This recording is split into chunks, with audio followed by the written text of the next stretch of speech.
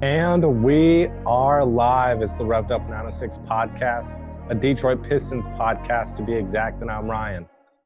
Whew, this one's tough.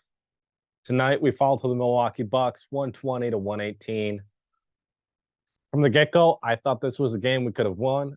And it was proven like in every single game. I think they're games that so far this season, I feel confident enough that we can win the game. Yeah, we're missing some key guys.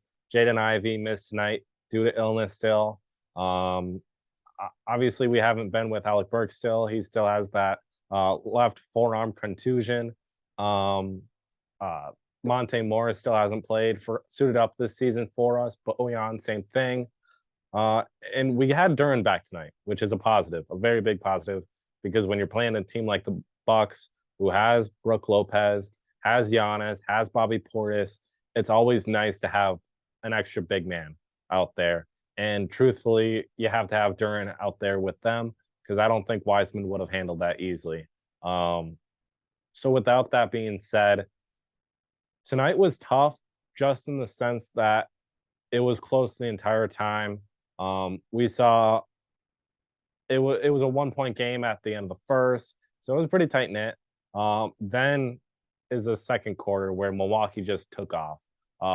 They beat us 38 to 29 in the second quarter.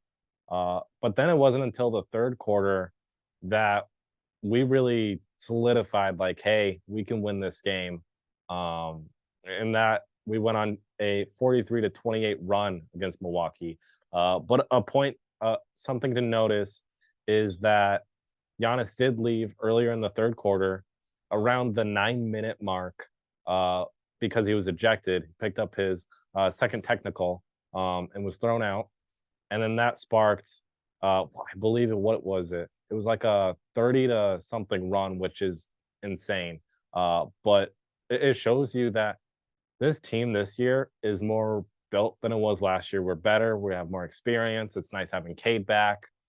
We're just built to win more so now than we were the last couple of years. And this year has proven that we're going to go on a run team.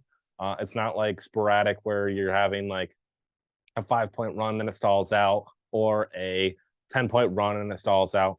It's like we're going for a long time. At one stretch, it was a 16-6 run, and you're sitting there going like, "Holy crap, what is going on?" Because it was just building up and building up, and that was the third quarter for us. We held Giannis Antetokounmpo to 9 points in the first half, and Damian Lillard wasn't really a factor. Brook Lopez wasn't really a factor. The guy that beat us in the first half was Bobby Portis.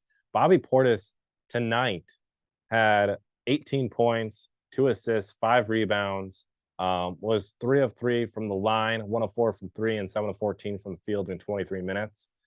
That's a great game out of guy in Bobby Portis, who just can play almost any position, works his tail off day in and night out. Is just one of those glue guys that if you ever need somebody to step up, he's going to be your man. Giannis, of course, was ejected in the third quarter.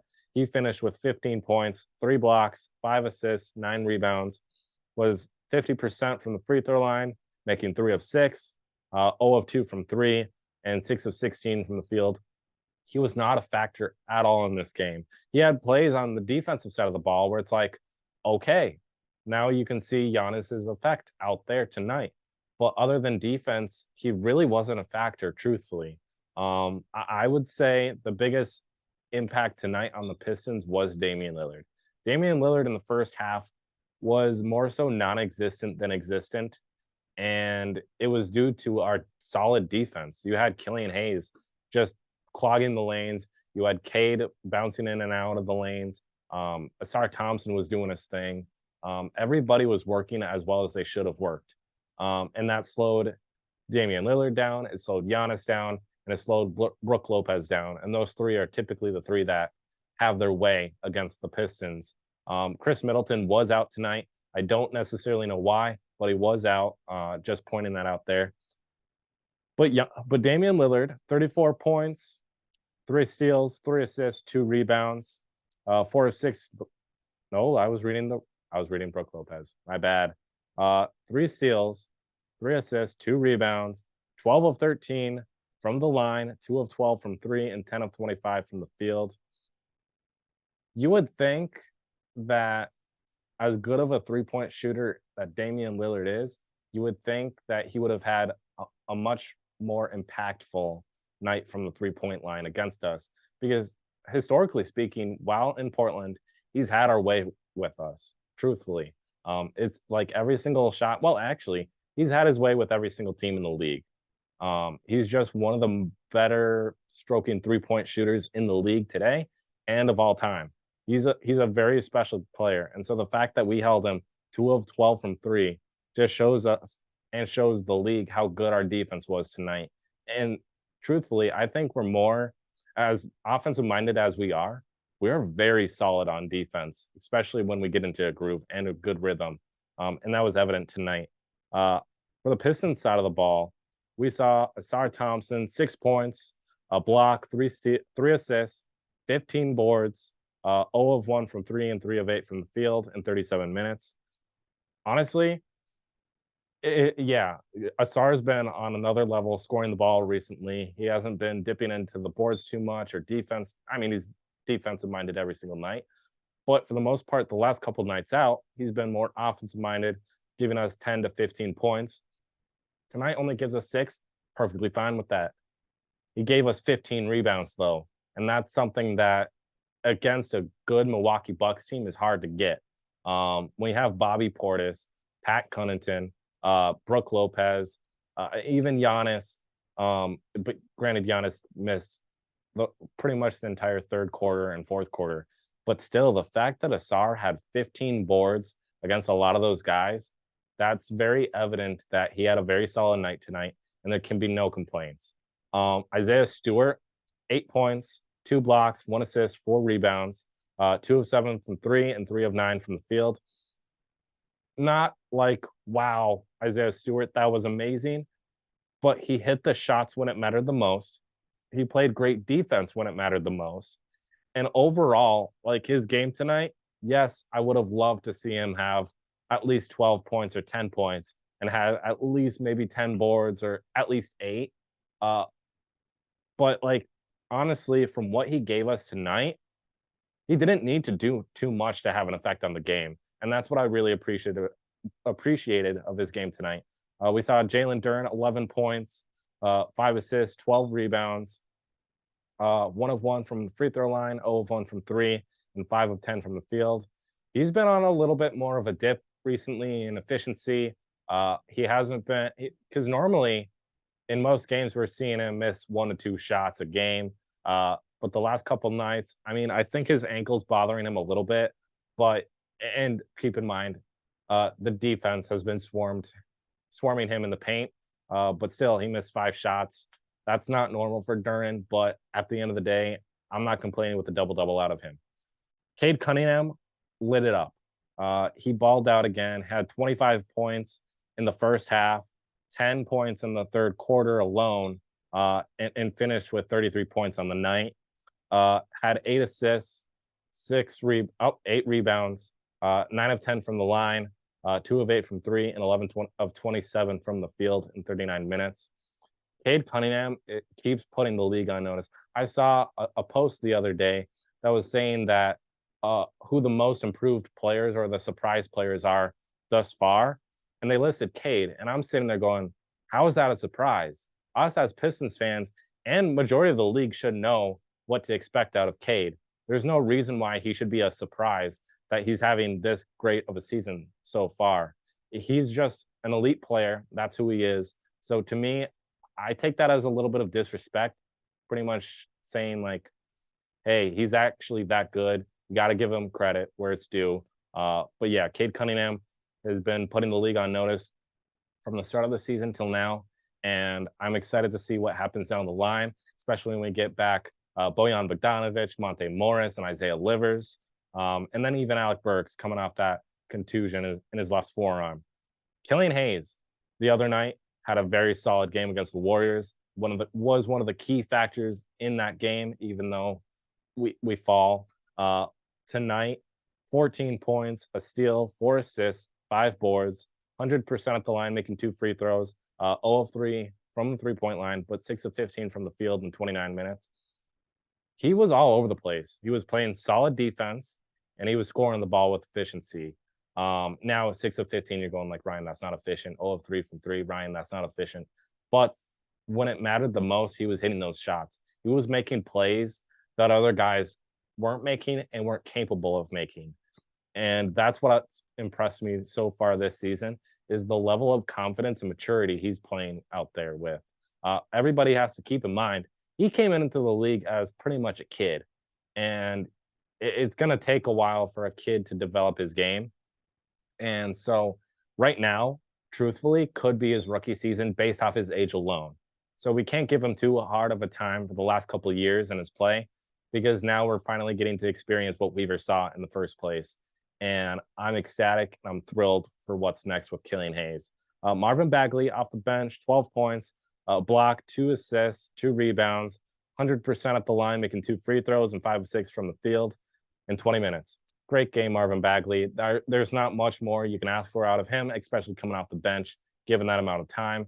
Yeah, he had a couple moments there. He picked up 4 fouls and had a turnover. But yeah, he had a couple moments there where it's like we were in such a great rhythm, and then you'd have an illegal screen or an offensive foul from Marvin Bagley, and it's going like, oh, Marvin, we were in such a good rhythm. What are you doing?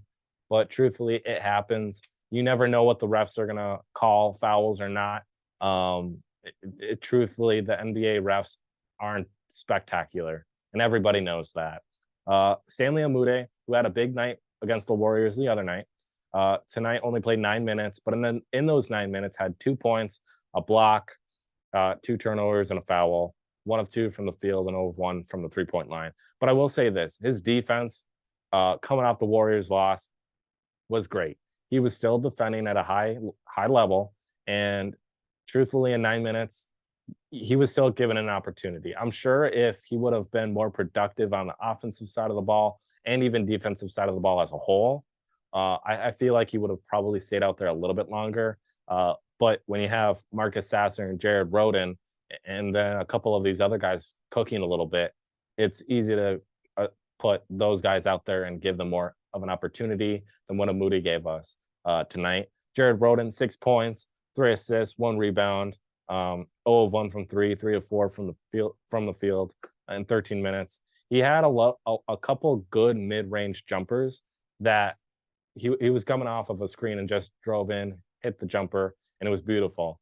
That's what I want to see more of, because what he showed us in those 13 minutes alone, it's like Jared Rhoden showed us even more of a flash of what he can do. But truthfully, in my opinion, him, based off a lot of the guys on this team, I don't think he's very high on the list in terms of overall talent. I do think, in my personal opinion, Stanley Amude has a little bit of a jump on him. But Jared Rhoden in his own game is good. Marcus Sasser was the exclamation point on tonight.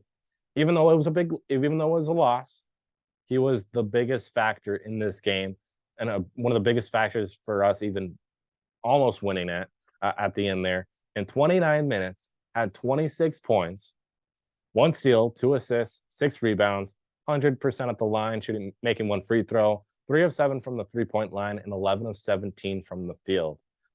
He keeps showing us how good he is. And people, you have to keep in mind, yeah, he is a rookie, but he's not young.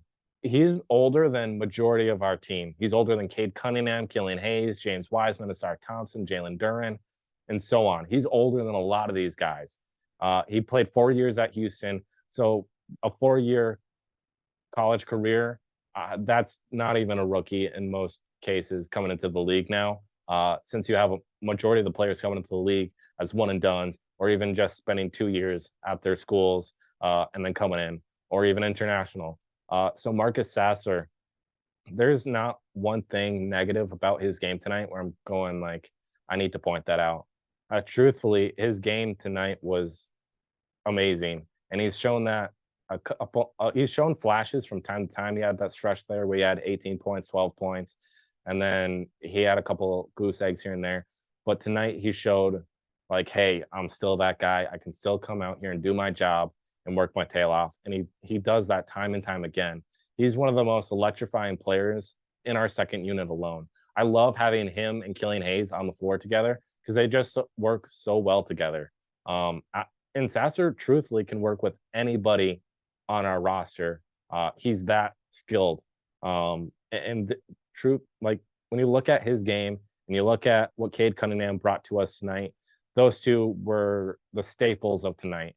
But even without them, Killian Hayes was a big staple. And Killian Hayes is showing, just like Sasser is showing, like, hey, I'm that guy. I can play in big moments.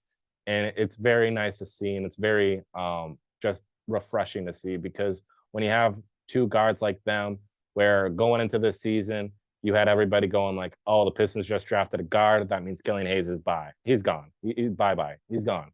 But that's not the case. I knew sitting in that situation, I didn't even have a negative thought in my mind going like, oh, yeah, Killian Hayes is gone. I sat there going like, yeah, that was a smart move by Weaver, because it's nice having other guards on the roster.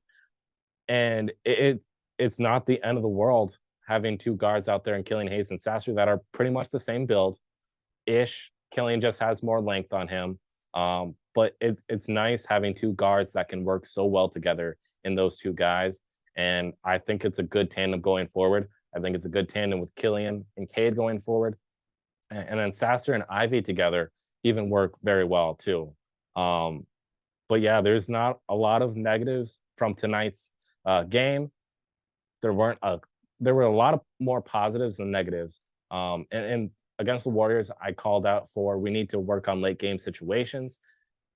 Tonight is evident. We need to work on our late game situations. We had the win.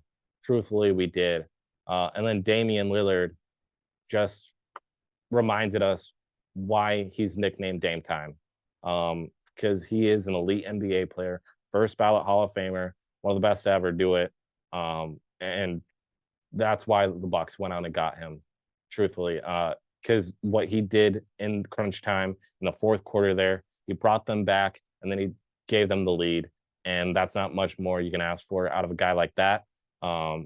So late game situations, definitely need to work on those. But otherwise, outside of that, it's not a bad game. Again, we got to work on the little things. If we can get better at the little things, we're going to be solid down the line. And it's one of those things where if you don't fix it now, it's just going to keep going on, and you never know when it's actually going to get fixed. But that will do it tonight. We lose to the Bucks 120-118. Hopefully we can end this losing streak sometime soon. I was actually preparing to get my buffs out for Hudson because he always wants me to wear them, especially when we get the win. But that will do it for tonight's recap. We will see you guys next time. Peace.